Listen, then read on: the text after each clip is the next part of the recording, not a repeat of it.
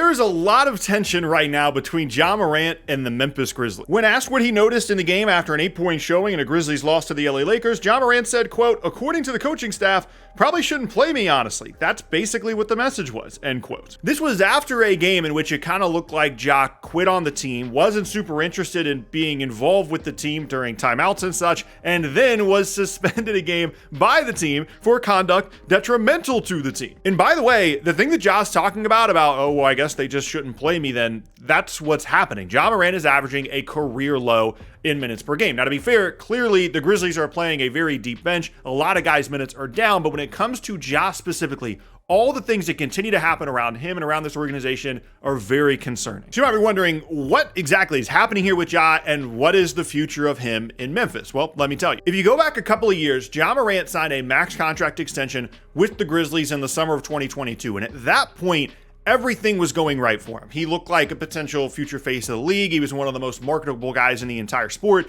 He was leading in jersey sales. He was one of the best American players in the sport. And he was coming off a season in which he made second team All-NBA. The Grizzlies were good. They looked like one of the up-and-coming teams in the league. Ja had the shoes, he had the money, he had all these highlight plays. Everybody loved him. And then from that point on, when he signed the extension, basically everything is going wrong. He was suspended 2 different times in 2023 due to some incidents on social media, totaling 33 games missed. And then once he came back from suspension that season, he played just 9 games because he immediately got hurt, which has been another issue throughout his career. It seems like every season there's some kind of injury issue with Ja Morant. When you look at his games played throughout his career, that definitely tells a story. And that theme continues last year, where he played just 50 games, and it was just a very strange season in Memphis. Coach Taylor Jenkins was seemingly on the hot seat. He changed around a bunch of stuff with the offense, and at times, the Grizzlies looked like a really good team last year. But towards the end of the season, things completely fall apart to the point that Taylor Jenkins, who I think is a pretty good coach,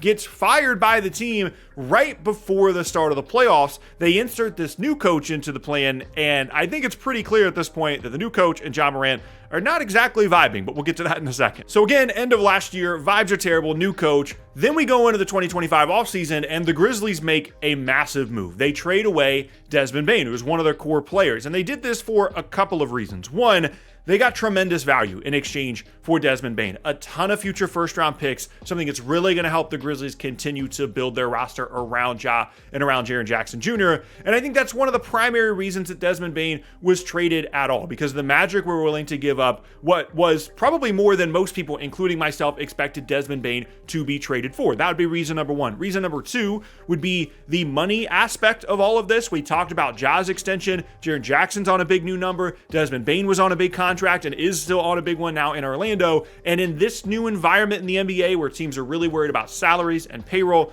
the Grizzlies decided they were better off with a little bit more flexibility around Ja and around Jaren Jackson Jr., get these picks and get rid of the big contract of Desmond Bane. And it just makes things a little bit easier from a roster construction perspective, which leads us to the third reason that they traded away Desmond Bane. And that was they decided the foundation of the team was Ja and Jaren Jackson Jr. Those are your 2 big contracts. Let's build around those 2 guys. Let's bring in some young guys. Let's get extra picks. Let's be a little bit more flexible around them. So they make the Bane trade, and coming into the season, although there were concerns about, some injury issues with Ja and Jaren Jackson Jr., there was a good amount of optimism around Memphis, because when Ja and Jaren Jackson are healthy, historically, Memphis wins. They're a good basketball team, and coming into the year, it seemed like that was going to be the case. Unfortunately for Ja, he gets hurt in the preseason, hasn't played particularly well, then got suspended by the team, and now we're left wondering, what exactly is Ja Morant's future in Memphis? And regardless of the reason for why Ja Morant is unhappy, it doesn't seem like he loves the coach, and that trend seems to be continuing throughout the season.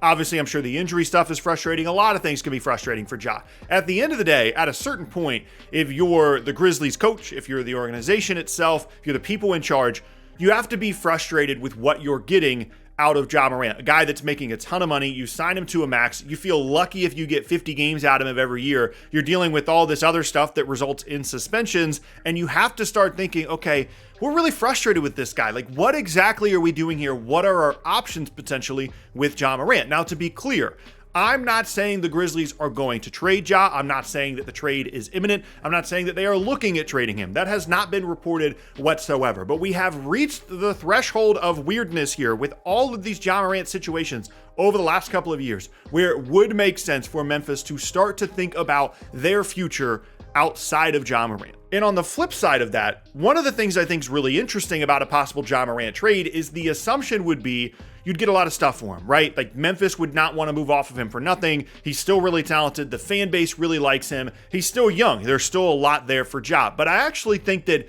it's way more difficult to figure out a Ja Morant trade in general than you might think. And also, I'm not sure he would actually go for nearly as much as people are anticipating, especially in the state that his game is in right now, where he seems to be hurt all the time. He's not playing particularly well at the beginning of the year and seemingly hasn't improved over the last couple of seasons. So if you really think about where would Ja Morant go, what teams would call Memphis and say, hey, we're interested in trading a bunch of stuff for Ja Morant? Well, one team might come to mind would be Houston. The Houston Rockets have a gigantic issue in the backcourt. They need someone that can create. The Reed Shepherd thing, although it's working fine, clearly is not like a playoff solution. And they have a lot on the line this year, bringing in Kevin Durant. Clearly, this is a semi-all-in year for the Rockets. And Ja Morant would obviously fill a massive hole in their roster. They've got the Van Fleet contract that they could potentially use. They've got a bunch of young guys, a bunch of picks. The Rockets can make any trade they want to. And if they decide Ja Morant's that guy, they'd be in a really good position to add him if the Grizzlies decide they don't want him anymore. The problem is, I'm not positive that the Houston Rockets would want Ja Morant. Do you really want to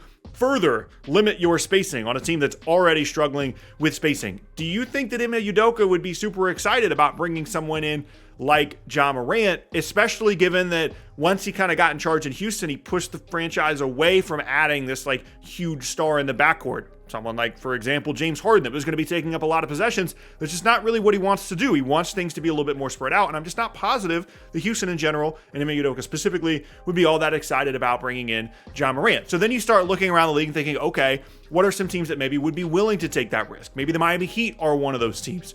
They have some options. They have some assets. They're playing pretty well to begin the year. I don't think that Ja Morant is necessarily a Heat culture guy. Let's just put it that way. I'm not sure that is a great solution. And really, when you look around the league, there's not a lot of teams that are desperate for backcourt help. I mean, yes, we just talked about Houston, but I explained their situation. Dallas in the moment needs backcourt help, but once Kyrie comes back, they don't really need Ja Morant anymore. And I don't think, again, they'd want to add Ja Morant into their situation. And if it's not any of those teams, then you're looking at these teams that are a long way away from doing anything relevant in the postseason. Teams like Brooklyn that, yes, in theory, need a backcourt catalyst, but one, probably don't want to put Ja in their situation because they're going to lose a bunch of games. That's not going to make him very happy. And two, probably would like to pick someone that's more durable, someone that is more dependable to try and build their team around, even though there's obvious marketability advantages of bringing in Ja Morant into an organization like Brooklyn. So realistically, even if tomorrow the Grizzlies decided, and this hasn't happened, but even if they decided, hey,